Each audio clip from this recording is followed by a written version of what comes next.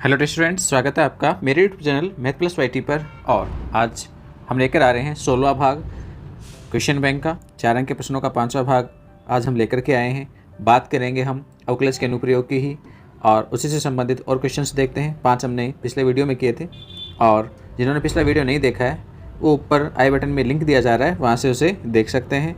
तो चलिए आगे बढ़े हम। उससे पहले यदि आप मेरे चैनल पर नए हैं या फिर आपने अभी तक चैनल को सब्सक्राइब नहीं किया है तो प्लीज़ रिक्वेस्ट है चैनल को सब्सक्राइब कर लीजिए। आगे बेल आइकन में ऑल प्रेस कर लीजिए ताकि आगे आने वाले सभी वीडियो के नोटिफिकेशंस आपको मिलते रहें। हम छोटे छोटे पार्ट्स ही लेके आ रहे हैं, बड़े वीडियोस नहीं बना रहे हैं। हम आपके समय का ध्यान रख रहे हैं इसीलिए कि आप एक ही सब्जेक्ट को समय ना दें, बाकी अन्य को भी देख लें। तो थोड़ा थोड़ा टाइम आप इन्हें देख सकते हो जब भी आपको समय मिलता है, ठीक है। तो चलिए वीडियो को शुरू करें।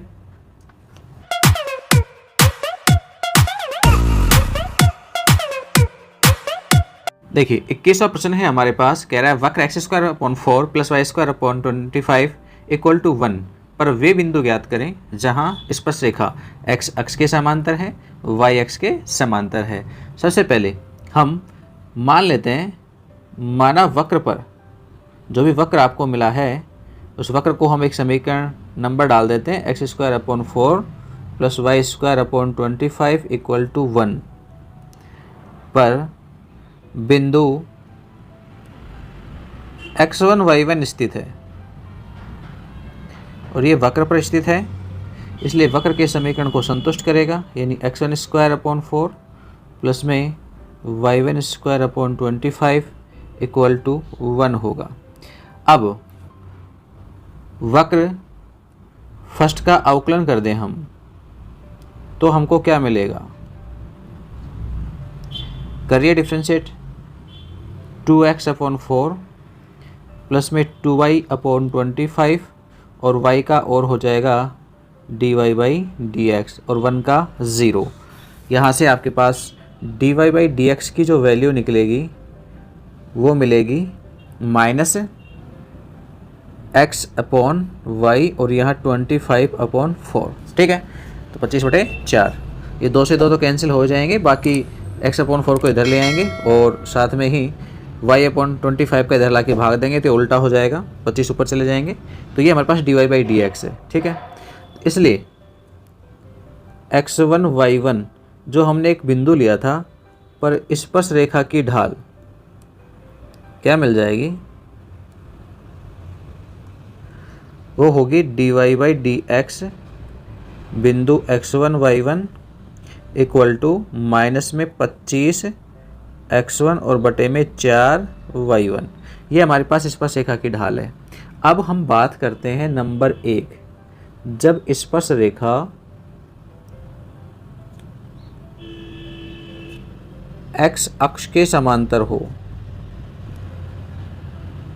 अब आप जानते हो स्पर्श रेखा x अक्ष के समांतर होगी तो स्पर्श रेखा की ढाल x अक्ष की ढाल के समान, और x अक्ष की ढाल कितनी होती है, 0। तो आपके पास dy/dx है वो कितना हो जाएगा, 0 हो जाएगा। इट मीन्स -25 x1 बटे में 4 y1 = 0, और यहाँ से आपको x1 का मान मिलेगा 0। इस x1 के मान को उठा के आप समीकरण 2 में रख देंगे। हमने लिखी है यहाँ पर, ये समीकरण 2 लिखी हुई है ऊपर, तो समीकरण 2 में हम x1 का मान पुट करेंगे तो y1 हमको मिल जाएगा। तो समीकरण 2 में x1 = 0 रखने पर तो x1² की जगह वाला पद 0 हो जाएगा, y1² बटे में 25 और बराबर में 1। तो यहाँ से y1 = 25 का रूट आ जाएगा, यानी ± में 5। इसलिए आपके पास अभिष्ट बिंदु x अक्ष के समांतर रेखा हो तो अभिष्ट स्पर्श बिंदु क्या क्या होंगे भाई, x तो निर्देशांक 0 होगा और y निर्देशांक +5 या फिर -5 होगा, सही है। x निर्देशांक 0 ही रहेगा और y निर्देशांक 5 या -5 होगा। सेकंड कंडीशन की हम बात करें, जब रेखा या स्पर्श रेखा y अक्ष के समांतर हो, तो y अक्ष के समांतर होगी तो x अक्ष के लंबवत होगी, और x अक्ष के लंबवत ढाल आपको कितनी मिलेगी, x अक्ष के लंबवत रेखा की ढाल इन्फिनिटी होगी। तो आपके पास dy बाई डी एक्स ये मान यानी ढाल कितनी मिल जाएगी स्पर्श रेखा की? इन्फिनिटी। इन्फिनिटी को आप इस प्रकार से लिख सकते हो, dy बाई डी एक्स की वैल्यूज तो थी माइनस में 25x1 और बटे में 4y1 बराबर इन्फिनिटी को लिखेंगे हम 1/0, रजुणन करेंगे यहाँ पर तो ये हो जाएगा 0 बराबर में 4y1 या कहें तो y1 इक्वल टू 0। इस मान को उठा के हम फिर से समीकरण 2 में पुट करेंगे तो y1 बराबर 0 समीकरण 2 में रखने पर 2 क्या थी? x1 स्क्वायर बटे 4 प्लस y1 स्क्वायर, तो x1 स्क्वायर बटे 4 प्लस y1 स्क्वायर यानी वो मान 0 हो जाएगा बराबर में 1। तो हो जाएगा x1 स्क्वायर बराबर 4, तो यहाँ से x1 की वैल्यू हो जाएगी प्लस माइनस में 2। इसलिए y अक्ष के समांतर रेखा के स्पर्श बिंदु क्या क्या हो सकते हैं? देखो x निर्देशांक 2 होगा, y 0, या फिर ऐसा हो सकता है x निर्देशांक -2 होगा और y 0 ही रहेगा। तो ये आपके पास संभावित दो बिंदु आएंगे, 2 x निर्देशांक के एक्स के समांतर वाली स्पर्श रेखा के लिए और 2 ही y के समांतर स्पर्श रेखा के लिए। ठीक है, अच्छा क्वेश्चन था, आप कर सकते थे इसे। चलिए नेक्स्ट देखते हैं हम। 22वां प्रश्न कहता है वक्र x equal to theta plus sine theta और y इक्वल टू 1 माइनस में कोस थीटा के लिए थीटा इक्वल टू π/2 पर स्पर्श रेखा तथा अभिलंब के समीकरण ज्ञात कीजिए। स्पर्श रेखा और अभिलंब के समीकरण चाहिए। देखो क्या मिला आपको, वक्र का प्राचल रूप मिला है। वक्र के समीकरण का कौन सा रूप है? प्राचल रूप मिला है। क्या क्या है इसमें? x equal to theta plus में साइन थीटा है, इसके अलावा y इक्वल टू 1 माइनस में कोस थीटा है।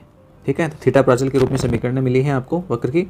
अब थीटा इक्वल टू π/2 पर, थीटा इक्वल टू π/2 पर हम x और y निर्देशांकों को निकाल लेते हैं तो हो जाएगा π/2 और साइन π/2 का मान है वो 1 होता है। नेक्स्ट ऐसे y equal to 1 minus cos π/2 0 होता है, तो ये 1 मिल गया। ठीक है, इसलिए स्पर्श बिंदु आपको मिल गया है। स्पर्श बिंदु कितना होगा? थीटा इक्वल टू π/2 पर, ये बिंदु मिल गया हमको π/2 प्लस 1 और 1। ठीक है, चलिए अब हम बात करते हैं स्पर्श रेखा और अभिलंब के समीकरण निकालने के लिए। तो सबसे पहले निकालेंगे हम ढाल। ढाल कैसे निकालेंगे? वक्र का जो प्राचल रूप है उसका डिफरेंशिएशन कर देंगे थीटा के सापेक्ष। तो dx बाई डी थीटा ये हो जाएगा 1 प्लस में साइन का डिफरेंशिएशन कोस थीटा, व y का भी हम थीटा प्राचल के सापेक्ष डिफरेंशिएशन करेंगे तो 1 का 0 हो जाएगा और माइनस कोस का आ जाएगा प्लस में साइन थीटा। ठीक है, तो अब हम dy बाई डी एक्स निकाल लेंगे। तो dy बाई डी एक्स कैसे निकाला जा सकता है? dy बाई डी थीटा में हम भाग दे देंगे dx बाई डी थीटा का, तो साइन थीटा और बटे में 1 प्लस में कोस थीटा, ये dy बाई डी एक्स है। अब थीटा इक्वल टू π/2 पर स्पर्श रेखा की ढाल, जब dy बाई डी एक्स पता हो तो ढाल निकाली जा सकती है। क्या होगी? इसको हम m से लिख सकते हैं, π/2 पुट कर देंगे साइन π/2 और नीचे 1 प्लस में कोस π/2। साइन π/2 1 होता है और नीचे 1 प्लस कोस π/2 0 होता है, तो मान आपके पास कितना आ गया है? 1। तो स्पर्श रेखा की ढाल m है, इसलिए स्पर्श रेखा का समीकरण, स्पर्श रेखा का समीकरण, बिंदु पता है, ढाल पता है, तो ढाल बिंदु रूप से समीकरण होगा y माइनस y1 बराबर m x minus x1। Values put करेंगे, y माइनस y1 की जगह पर हमने बिंदु निकाला था ऊपर, तो उसमें निर्देशांक था 1 और m की वैल्यू 1 है। x माइनस x1 की जगह पर मान था π/2 प्लस 1, घटाएंगे तो चिन्ह बदल जाएगा, π/2 भी माइनस का होगा और 1 भी माइनस का होगा। सरल करके हम इसे लिखें तो यूँ भी लिखा जा सकता है x माइनस का y और 1 को इधर ले आएंगे तो 1 से 1 कट जाएगा, माइनस में π/2 और इक्वल टू 0। ये हमारे पास स्पर्श रेखा का समीकरण आ जाएगा। अब हम निकालेंगे अभिलंब का। अभिलंब का समीकरण निकालने के लिए हमें ढाल चाहिए अभिलंब की। तो अभिलंब की ढाल स्पर्श रेखा की ढाल का ऋणात्मक व्युत्क्रम होगा, जिसको मैं m1 से लिख सकता हूँ, ये होगा माइनस में 1/m या कहें तो -1, m का मान 1 ही है तो -1 आपको अभिलंब की ढाल मिल जाएगी। इसलिए अभिलंब का समीकरण बिंदु वही π/2 + 1 कोमा 1 ही रहेगा, तो अभिलंब का समीकरण वही ढाल बिंदु रूप लगेगा। क्या क्या लिख सकते हैं हम, y - y1, m की जगह m1 ढाल आ जाएगी और x - x1 से वैल्यूज पुट कर देंगे हम इसमें, तो y - y1 की जगह 1 -1 और x वही π/2 और 1। ठीक है, घटाएंगे चिन्ह बदलेंगे, इन दोनों का पक्षांतर कर देते हैं, इधर आएगा तो प्लस में x और माइनस में π/2 और माइनस का ही 1 है और माइनस का वो प्लस का y और माइनस का 1 और भी है इधर y - 1 की तरफ वाला भाग। इसे सरल करेंगे, लघुत्तम 2 आएगा, 2x माइनस में पाई और -2 प्लस में 2y और -2 इक्वल टू 0, या फिर 2x प्लस में 2y और माइनस में पाई और माइनस का 4 और बराबर में 0। ये आपके पास अभिलंब का समीकरण आ जाएगा। स्पर्शिका का समीकरण भी लिख दिया है और अभिलंब का समीकरण भी हमने ज्ञात कर लिया है, तो इस प्रकार से आप इस प्रश्न को हल कर सकते हैं। नेक्स्ट देखते हैं हम 23वां प्रश्न कहता है सिद्ध करो कि फलन sin² x 1 + cos x का मान cos x = 1/3 पर कैसा है, उच्चिष्ट है। तो जो आपको फंक्शन मिला है वो फंक्शन मिला है sin² x × 1 प्लस में cos x। ठीक है, उच्चिष्ट की बात हो रही है तो सबसे पहले हमें चाहिए इसका डिफ्रेंशिएशन, तो डिफ्रेंशिएशन करेंगे। First function sin² x, second का डिफ्रेंशिएशन 1 का 0 हो जाएगा और cos का माइनस में sin x हो जाएगा। फिर सेकंड फंक्शन 1 प्लस में cos x और sin² का differentiation 2 sin x cos x। अब ध्यान से देखें तो इन दोनों में ही साइन है और साइन है, तो साइन तो आ जाएगा कॉमन, बचेगा क्या, माइनस का sin² x और यहाँ cos x को गुणा करेंगे तो 2 cos x और प्लस में 2 cos² x। ठीक है, कोष्टक में वैल्यूज़ को देखा जाए तो सभी वैल्यूज हैं वो कोस में है छोड़कर एक को, तो -sin² x है, हम इसे चेंज करके लिख सकते हैं cos² x माइनस का 1, ताकि सारी स्टेप्स किसकी रह जाएंगी, कोस की रह जाएंगी। अब हम इसे सरल कर देते हैं, तो ये बन गया sin x, एक cos² और 2 लास्ट में है तो 3 cos² x हो गया, 2 cos x हो गया और प्लस में 1 हो गया, ये f' है। ठीक है, नंबर डाल सकते हो आप इनको। आगे क्या करना है, हम f' = 0 से चरम बिंदु निकालेंगे। क्या इसने जहाँ पे दिया है cos x = 1/3, यदि ये चरम बिंदु होगा तभी तो इसके ऊपर उच्चिष्ट या निम्निष्ट निकलेगा। तो हम पता करते हैं क्रांतिक बिंदु है या नहीं है, चरम बिंदु है या नहीं है।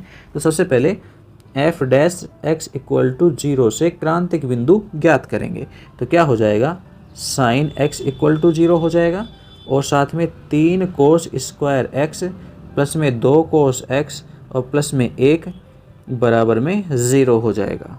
ठीक है, ये -1 है भाई, यहाँ पर गलती हो गई है, तो ये माइनस का 1 हो जाएगा। sin x = 0 से तो x का मान 0 ही आएगा, ये हमारे दिए गए चरम बिंदुओं में नहीं है तो हम इसकी बात नहीं कर रहे हैं। सेकंड वाले में cos x में एक द्विघात समीकरण है तो हम यहाँ पे द्विघाती सूत्र लगा देंगे, cos x = -b की जगह पर 2 प्लस -√2 का स्क्वायर 4 माइनस में 4 गुणा a की जगह पर 3 और गुणा c की जगह पर माइनस का 1 और बटे में 2 गुणा a का मान 3 है। तो यहाँ से cos x का मान हम निकालेंगे -2 प्लस -√4 प्लस के 12। ठीक है, गुणा करेंगे तो कितने हो जाएंगे, 12, या -2 और प्लस माइनस में √16 को लिख सकते हैं 4 और बटे में 6। तो यहाँ से देखिए अब cos x के क्या क्या मान आ सकते हैं, तो cos x = यदि मैं पहले प्लस का चिन्ह लेता हूँ तो मेरे पास 1/3 मान आएगा, और यदि मैं माइनस का चिन्ह लेता हूँ तो -6/6 माइनस का 1 आ जाएगा। ठीक है, इट मीन्स हमारे पास चरम बिंदु तो आ रहा है cos x = 1/3। अब क्या करते हैं हम आगे, सेकंड आपके पास जो डिफ्रेंशिएशन है उसे और ज्ञात करेंगे। आगे हम समीकरण 1 का फिर से डिफ्रेंशिएशन करेंगे, सेकंड ऑर्डर डिफ्रेंशिएशन प्राप्त करेंगे। कितना आएगा, तो देखिए पहले sin x as it is आएगा, 3 cos² x प्लस में 2 cos x का हम डिफ्रेंशिएशन कर लेंगे, तो f" second order differentiation sin x, तो यहाँ 3 cos² x का करेंगे तो 6 cos x हो जाएगा और कोस एक्स का डिफ्रेंशिएशन माइनस का साइन एक्स आ जाएगा। फिर प्लस में 2 कोस एक्स है तो कोस एक्स का आ जाएगा माइनस में साइन एक्स और 1 का बन जाएगा 0 प्लस 3 कोस स्क्वायर एक्स और प्लस में 2 कोस एक्स और माइनस 1 तो एज इट इज़ और साइन एक्स का हम डिफ्रेंशिएशन करेंगे वो हो जाएगा कोस एक्स और सरल करके लिखते हैं हम इसे। तो F double dash X equal to यहाँ हम सभी को गुणा कर देंगे तो गुणा करेंगे तो माइनस का 6 कोस एक्स और साइन स्क्वायर एक्स और माइनस का 2 साइन स्क्वायर एक्स और प्लस का 3 कोस क्यूब एक्स और प्लस का 2 कोस स्क्वायर एक्स और माइनस का कोस एक्स। ये मान हमारे पास आएगा। अब हम इसे सोल्व करना चाहेंगे। जहाँ जहाँ साइन स्क्वायर है आप उसे कोस स्क्वायर में बदल लीजिए। तो F double dash X equal to minus का 6 कोस एक्स और साइन स्क्वायर की जगह 1 माइनस का साइन स्क्वायर एक्स। यहाँ पर भी हम चेंज कर देंगे, चलिए 1 माइनस का कोस स्क्वायर एक्स और फिर साइन स्क्वायर को चेंज करेंगे तो 1 माइनस का कोस स्क्वायर एक्स और बाकी आपके पास स्टेप्स हैं वो 3 कोस क्यूब एक्स प्लस में 2 कोस स्क्वायर एक्स और माइनस का कोस एक्स। और भी सरल करते हैं हम आगे। तो F double dash X equal to value put करेंगे कोस एक्स की जगह पर कितनी 1/3 तो कितना आएगा मान माइनस में 6 इंटू 1/3 1 माइनस में 1/9 हो जाएगा माइनस में 2 1 माइनस 1/9 3 इंटू 1/27 प्लस में 2 इंटू 1/9 और माइनस में 1/3। इसे सरल कर लेंगे हम तो यहाँ पे 27 आपके पास सभी जगह पर LCM आ जाएगा। पहले वाले में एज ही रहेगा जितना भी है ये। तो ऊपर 8 को 6 से गुणा करेंगे 48 तो ये हो गया माइनस में 48। नेक्स्ट में यहाँ पे आ जाइए, ये 3 से गुणा होगा तो 8 दूनी 16 16 ती 48 तो ये भी माइनस का 48 हो जाएगा। यहाँ प्लस का 3 होगा, नेक्स्ट में प्लस 6 होगा और माइनस के 9 होंगे। तो फाइनली आपके पास जो वैल्यू बचेगी वो लेस देन 0 होगी क्योंकि ऋणात्मक संख्याएं बड़ी हैं। तो ऋणात्मक 0 होने का अर्थ क्या हो गया लेस देन 0 होने का कि कोस x इक्वल टू 1/3 पर दिया गया फलन f कैसा होगा उच्चिष्ट। Second order differentiation less than 0 हो तो फलन है वो उच्चिष्ट होता है और यही हमको सिद्ध करना था। ठीक है, कैलकुलेशन करने की आवश्यकता नहीं है। -48 खूब बड़ी संख्या हो गई है, ये तो 9 तो कट ही गए हैं तो संख्या आपके पास माइनस में ही बचेगी यानी लेस देन 0 होगा। ठीक, तो चलिए नेक्स्ट देखते हैं हम। 24वां प्रश्न कहता है सिद्ध करो कि फलन 0 से π/2 अंतराल में y equal to 4 sin θ/2 plus में cos θ वर्धमान फलन है। आई थिंक शायद क्वेश्चन सही नहीं है, यहाँ पर थीटा भी है मेरे हिसाब से, बुक में एक क्वेश्चन है तो शायद एग्जाम्पल के तौर पर है तो ये माइनस थीटा भी आएगा यहाँ पर। तो माइनस थीटा के साथ इसे सॉल्व करेंगे क्योंकि 0 से π/2 में लेके आना है तो माइनस थीटा होना जरूरी है, अदरवाइज यहाँ पर इंटरवल है वो 0 से 2π/3 में आ जाएगी वैल्यू। चलो छोड़िए, हमने थीटा लगा दिया है तो अब करते हैं कार्य। क्या करते हैं, जो फंक्शन मिला है y हम उसका करेंगे differentiation. 4 sin θ/2 cos 2 plus cos θ minus में थीटा, इसका डिफ्रेंशिएशन करके y डैश प्राप्त करेंगे। तो y डैश इक्वल टू यहाँ पे हर का वर्ग 2 प्लस cos θ का होल स्क्वायर, हर यानी 2 प्लस cos θ, अंश का करेंगे हम अवकलन तो हो जाएगा 4 साइन का डिफ्रेंशिएशन होता है कोस एक्स, सॉरी साइन का डिफ्रेंशिएशन होता है कोस थीटा। अब माइनस में अंश यानी 4 साइन थीटा और हर का करेंगे अवकलन 2 का 0 कोस का माइनस में साइन थीटा और साथ में माइनस थीटा का डिफ्रेंशिएशन 1 बन जाएगा। एलसीएम लेंगे, आपके पास वैल्यू आ जाएगी 2 प्लस में कोस थीटा का होल स्क्वायर। ये क्या है, एलसीएम है। अंश वाले पार्ट को गुणा करेंगे 8 कोस थीटा प्लस में 4 कोस स्क्वायर थीटा, यहाँ गुणा करेंगे तो प्लस के ही 4 साइन स्क्वायर थीटा और -1 से एलसीएम ली गई संख्या गुणा होगी तो माइनस में आ जाएगा मान माइनस का 4 माइनस का ही 4 कोस थीटा और प्लस में कोस स्क्वायर थीटा। ठीक है, होल स्क्वायर खोल दिया है मैंने तो ये सारे पद माइनस के हो जाएंगे। और सरल करते हैं हम इसे तो वाई डैश हमारे पास आएगा 8 कोस थीटा में से 4 कोस थीटा कम कर देंगे तो 4 कोस थीटा ठीक है। 4 कोस स्क्वायर थीटा और 4 ही आपके पास साइन स्क्वायर थीटा है, तो आप यहाँ से कॉमन ले लेंगे तो ये आपके पास 4 बन जाएगा। दोनों में से हम 4 कॉमन ले लेंगे तो केवल 4 रह जाएगा। Sine square theta cos square theta का योग 1 बन जाएगा, ठीक है। और माइनस में 4 है, ये हमने 4 कोस थीटा घटा दिया है और इसके अलावा कोस स्क्वायर थीटा भी है, तो ये कट जाएंगे और नीचे वैल्यू है वो है 2 प्लस में कोस थीटा का होल स्क्वायर, ठीक है। अब Y dash equal to cos theta आपके पास कॉमन आ गया, बच गया 4 माइनस का कोस थीटा और हर में बच रहा है 2 प्लस में कोस थीटा का होल स्क्वायर। अब ध्यान दीजिए, हम यूँ कह सकते हैं कि थीटा का मान कितना भी हो, उस कंडीशन में 4 माइनस कोस थीटा है वो सदैव 0 से बड़ा होगा। इसके अलावा 2 प्लस कोस थीटा है वो भी सदैव 0 से बड़ा होगा। यानी इट मीन्स ये 2 गुणनखंड है, ये कभी भी वाई डैश पर इफेक्ट नहीं डालेंगे कि ये ऋणात्मक या धनात्मक मान देंगे, क्योंकि ये ऑलरेडी धनात्मक देंगे, क्योंकि कोस थीटा का मिनिमम मान है और आपके पास -1 और मैक्सिमम +1 हो सकता है। तो +1 रखेंगे तो 3 बचेंगे फर्स्ट वाले में, और लास्ट वाले में यदि हम रखेंगे यहाँ पर -1 तो यहाँ पे फिर भी प्लस का 1 बचेगा। तो ये कभी भी माइनस में नहीं आएंगे, आपके पास धनात्मक ही रहेंगे। इसलिए वाई डैश ग्रेटर देन 0 हो तो उस कंडीशन में कोस थीटा क्या होगा, ग्रेटर देन 0। और कोस थीटा ग्रेटर देन 0 किस इंटरवल में होता है, जो कि 0 से π/2 में कोस थीटा कैसा होता है, ग्रेटर देन 0 होता है। इसलिए 0 से π/2 में Y dash is greater than 0, अतः 0 से π/2 में वाई फलन कैसा हो गया, वर्धमान हो गया है, ठीक है। ये सिद्ध करना था, सत्यापित हुआ। छोटा सा क्वेश्चन है। चलिए नेक्स्ट देखते हैं हम 25वां प्रश्न क्या कह रहा है। एक फलन है 1/x की होल पावर x, इसका अधिकतम मान ज्ञात कीजिए। ये भी एक इंपॉर्टेंट क्वेश्चन है, बुक में एग्जाम्पल के तौर पे है। तो देखिए क्या करना है। सबसे पहले हम इसे मान लेंगे कि माना y equal to 1/x whole power x है। हम यहाँ पर देखो 84 घात 84 तो log लिया जाता है, तुम log लेकर के इसके डिफ्रेंशिएट कर सकते हैं, तो log y और यहाँ पे घात गुणा में आ जाएगी और ये हो जाएगा log 1/x, जिसको मैं माइनस में x log x इस प्रकार भी लिख सकता हूँ, ठीक है।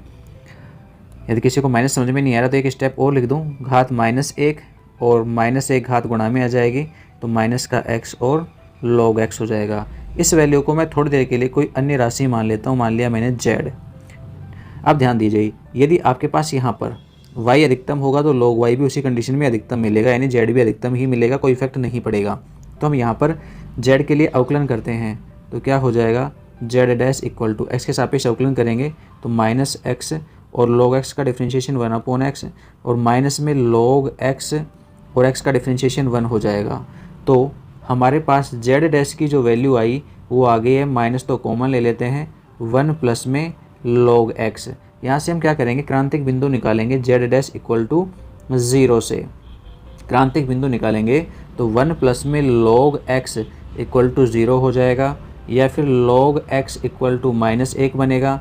हम यहाँ पर एंटी log लेंगे तो x इक्वल टू e की पावर -1, क्योंकि log का आधार क्या है e, तो e की पावर -1। ये हमारे पास एक मान आ गया, यानी क्रांतिक बिंदु आ गया है। x का मान है वो 1/e होगा। अब देखिए हम सेकंड ऑर्डर डिफरेंशिएशन और भी करेंगे इस वाले भाग का। तो पहले जो इक्वेशन था इसके तो 1 ले लेते हैं, और सेकंड जो अपने z डैश दे रखा है उसको 2 लिख दिया है हमने। अब पुनः एक बार 2 से हम फिर अवकलन करेंगे, वो कहलाएगा z डबल डैश, और इसका अवकलन करेंगे तो माइनस तो बाहर है, 1 का 0 हो जाएगा और log x का हो जाएगा 1/x, तो माइनस में 1/x। अब x इक्वल टू 1/e पर z डैश का मान कितना आता है, माइनस में 1/x, x का मान 1/e पुट करेंगे तो 1 नीचे और e आ जाएगा ऊपर, तो ये बन गया -e, और -e संख्या कैसी है, लेस देन 0 है। इसलिए x इक्वल टू 1/e पर z कैसा होगा, अधिकतम होगा, और जब z अधिकतम होगा तो y भी अधिकतम होगा, इसलिए y भी अधिकतम होगा और y का अधिकतम मान